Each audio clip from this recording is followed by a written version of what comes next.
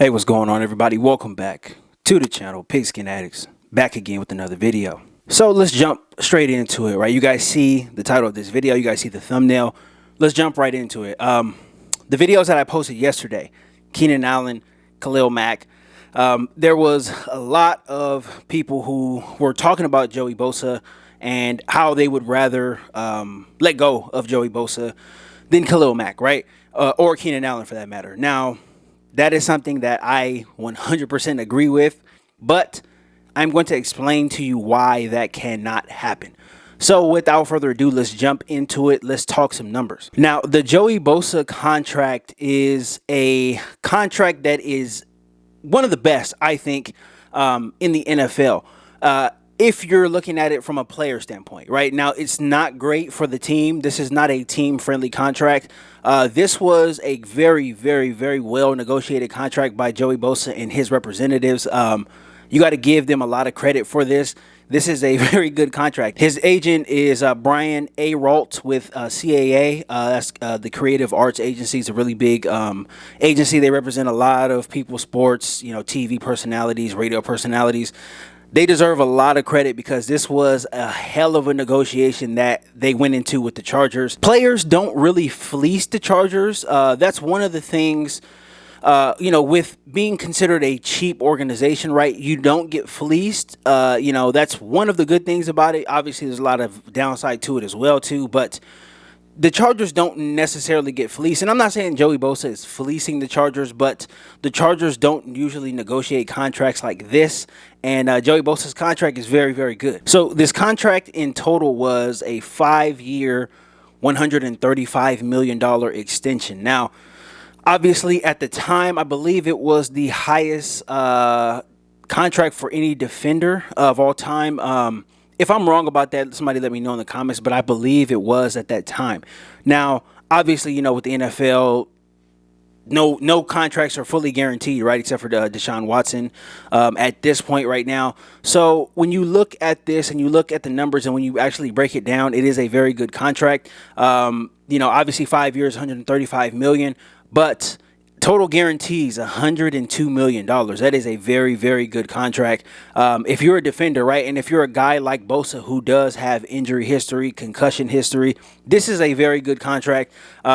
This is obviously going to be the biggest contract of his career. And, for him to, come towards the middle of it, because he's in the middle of this contract right now, having made all the money that he's made, I think it is a positive thing. But here is why the Chargers cannot cut him. Now, obviously, Joey Bosa's cap hit in 2023 is $31 million, right? So his base salary is $24 million, and his signing bonus is $7 million, right? They break up the signing bonus.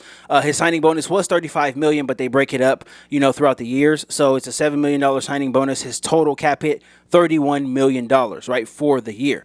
Now, here is the reason why the Chargers cannot cut him.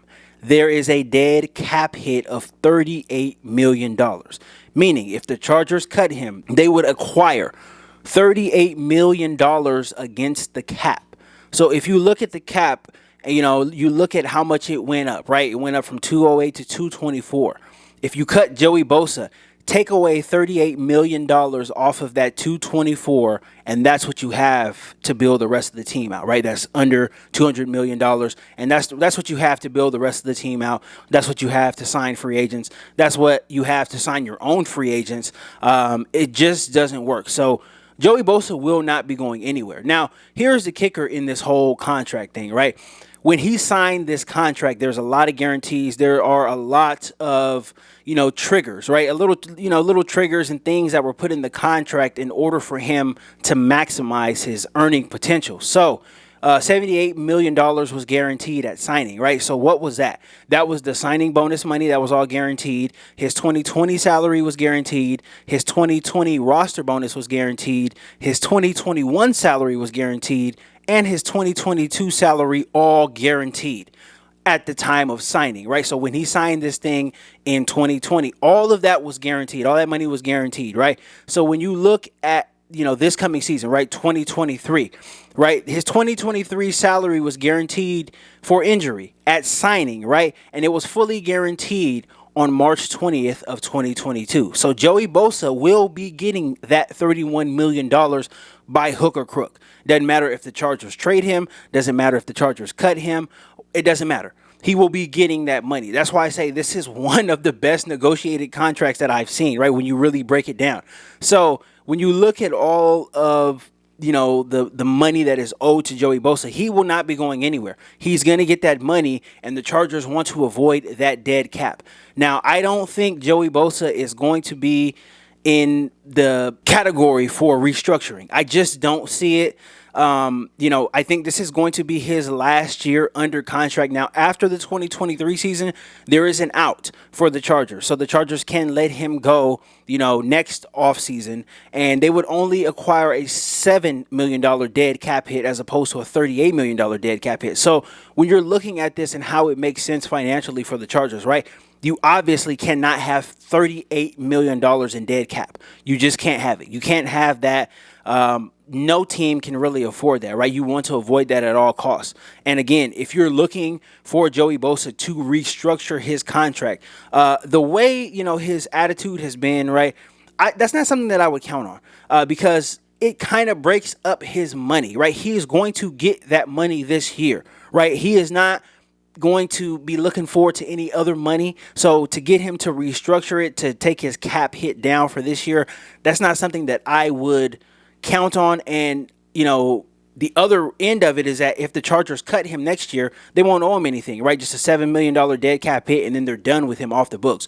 Why would the Chargers kick the can down the road to owe Joey Bosa all the way down the line when they can just cut bait with him next season, next offseason, right, for a much lesser amount? So to me, I don't think that is something that I would look forward to. Joey Bosa is going to get this money, and it doesn't matter if he's hurt all season. If he doesn't play one snap, he is going to get his money. So this is why the Chargers cannot let go of Joey Bosa. To me, I think they would, right? If they had their druthers, they would get rid of him because, to me, he just has not lived up to the billing of this contract. And it's not even necessarily his play on the field. It is the injuries, right?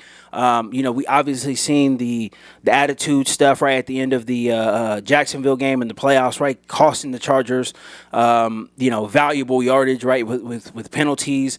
The way he handled himself in Philadelphia at the NFC Championship game as well, too. Even though I don't think that is that big of a deal. It's just he's a veteran. He's been in the league for a long time. To be getting into it with fans and stuff is just, it's not a great look, right? It's not a great look for any NFL player, right, in general, right? You want to carry yourself as a professional. So it wasn't a great look, but ultimately it's not a big deal.